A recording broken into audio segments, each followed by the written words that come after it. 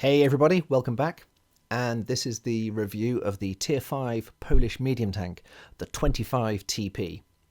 Now, just to remind you all, according to Wargaming, the low tier Polish tanks have an overarching theme of being mobile, low armour with high alpha guns. And once again, this tank ticks two of those boxes, at least when it's stock. It's mobile, it's got no armour really. A little bit on the gun mantlet, which takes it up to around 90 mils. That's a very small area on a quite large target. As for the gun, well, you start off with the 40mm Bofors, which, if you watched my previous review, I raved about. I think it's a great gun. It's fun to play with, it's got an entertaining sound, and yeah, it's just a fun gun. At Tier 4. At Tier 5, yeah, it's really inadequate.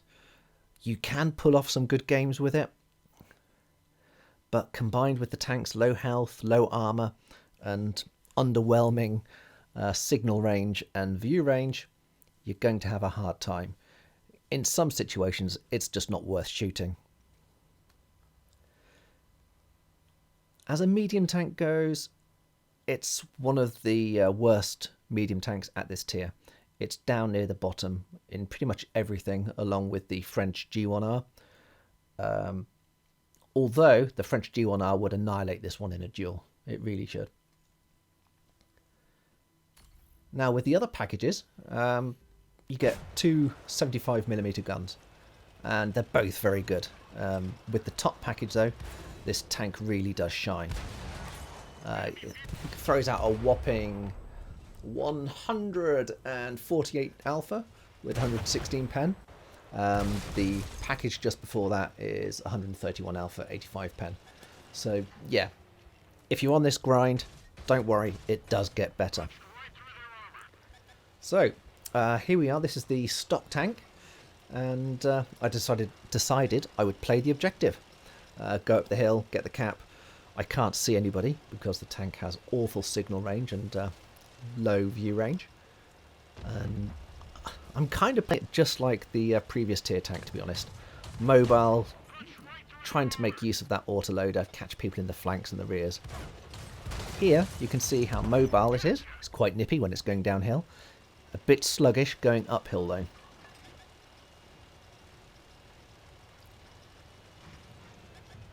Basically my plan here was just to distract the enemy and cause a bit of confusion behind the lines, which I managed to achieve, especially as the Reds kept turning their backs on me. But you have to be careful, you don't have much health.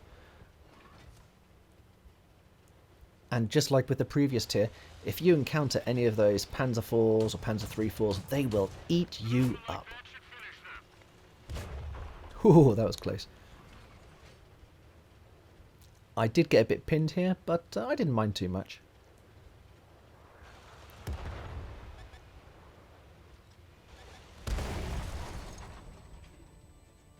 And boom.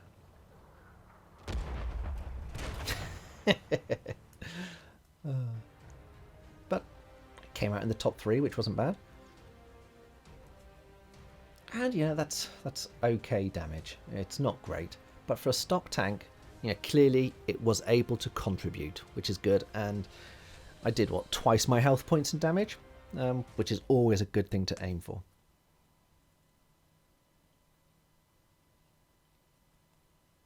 So yeah, stock, it can work.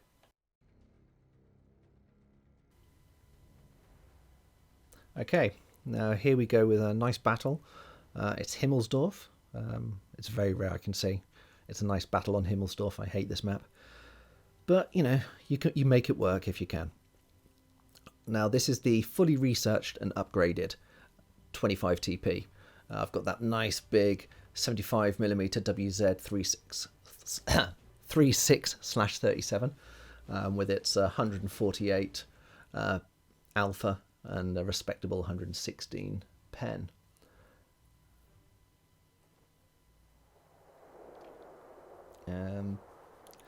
I was hoping to try to get some decent bottom tier footage of this tank, but I just sucked too much and kept getting killed in embarrassing ways as well. No fault of the tank. I just overextend and make stupid decisions and die. So here I am trying to make use of that mobility. I'm going to go up on the hill. I don't want to go and brawl in the alleyways. Not with the minimal armour and health this tank has. As you can see, it starts slowing down an awful lot when it's going uphill. It really does. And the top tier turret, the top package turret I think looks kind of odd. But it's quirky and I like it as well. I do tend to like a lot of the weird tanks. Oh, it's painfully slow. Now it's supposedly got 8 to 10 degrees of gun depression, and again I just don't see it. Even when you're going over straight over the side, oh, nice solid hit, you just don't seem to get that much depression. I mean, obviously you get a lot less over the little machine gun turrets. I think this guy just wanted to die. Ooh. Now, a lot of the time, I like to get up here so I can then provide covering fire down onto the the marketplace, the square, whatever it's called. The plaza, that's the word. Now, trying to keep my momentum going here.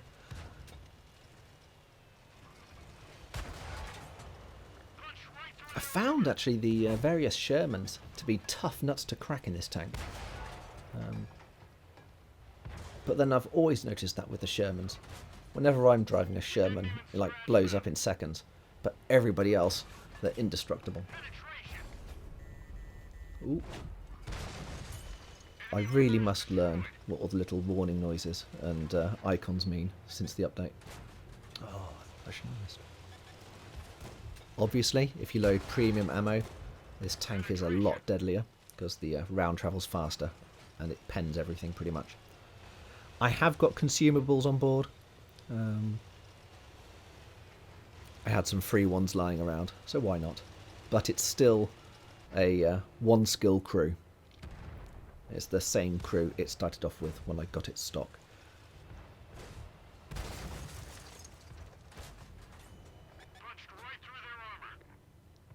No! Boom. That was a horrible tank to come face to face with. Now it's push, push, push, mop up the rest of the Reds. There's not much... Yeah,